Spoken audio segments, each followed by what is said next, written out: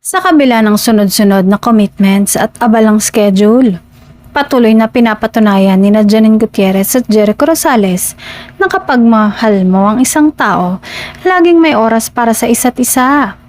Parehong busy sa kanilang proyekto. Si Janine sa kanyang mga bagong show at si Jericho naman sa mga pelikula at acting commitments. Pero kapansin-pansin na hindi nawawala ang dalawa sa mahalagang okasyon, lalo na kung magkasama sila. Kamakailan nga, spotted ang dalawa na magkasamang dumalo sa kasal ng isa nilang kaibigan na lalong nagpakilig sa fans. Sa mga lumalabas na larawan at kwento mula sa event, kitang-kita ang pagiging sweet at relax ng dalawa. Kahit halatang pagod mula sa trabaho, parang nawawala ang lahat ng stress basta magkatabi sila.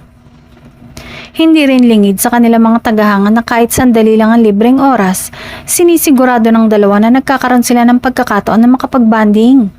Mapamaikling biyahe man o simpleng dinner, o pagdalo sa mga espesyal na okasyon ng mga kaibigan at kapamilya. Para sa marami, tila isa itong patunay na sa kabila ng ingay at pressure ng showbiz, matibay ang pundasyon ng relasyon ni Janine at Jericho. At sa paraan ng kanilang pagsuporta at paglalaan ng oras sa isa't isa, parang malinaw ang mensahe. Kapag sila ang magkasama, tila wala nang makapaghihiwalay pa.